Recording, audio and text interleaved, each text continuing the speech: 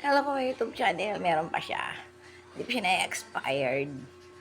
Ano ba yung kukwento ko regards yung nagmumukhang tanga?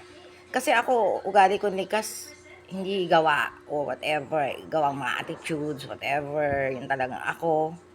Wala namang bago. Kesyo, mapangit daw ako. Maganda, isa lang ako. And then, nakaharap ako sa public kung yung mga kapatid ko naninibago sa akin. Hindi naman yung parang formal ganyan. Then, nandito ako sa YouTube. Minsan ngayon nila nakikita yung mga anak ko. Eh, iba naman kasi usapan sa mga anak, iba yung tono mo sa anak. Para ka lang hihitit ng sigarilyo.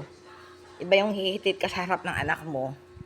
Ay, hindi ako mamihitit ng sigarilyo sa harap nila. Minsan naglilihis ako tatalikod. Iba yung hit-hit sa asawa o BF man, partner sa buhay, kapartner sa dad, especially parental. Yung nagmumukhang tanga, hindi ko kasi, like, hindi naman ako inaano.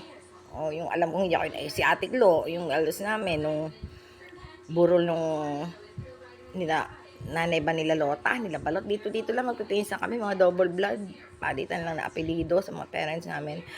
Eh si Ate Glo, nung mukhang tanga, nandun siya sa may, parang sa sulok siya, hindi kumikibo. O yun, sabi ko, Ate Glo, dito ka, ganun.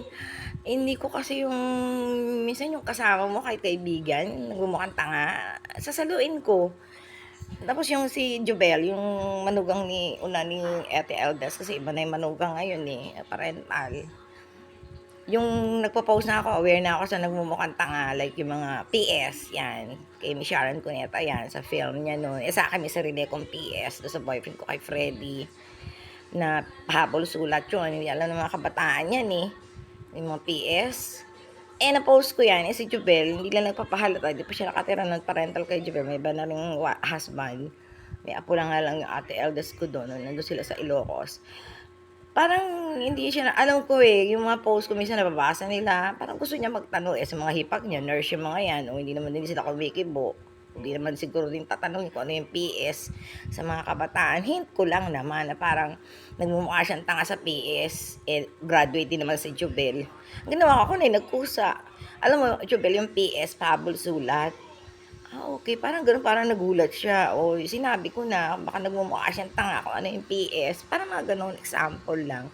Kung yung mukha kang tanga, eh, yung mga i-cherries mo na, aasahan mo na lang na i-preserve. O kailangan sa akin kailangan magtatanong. Nakadepende buhay mo sa sagot. O yan, nakapreserve yan habang buhay. Kote, parental, signing up.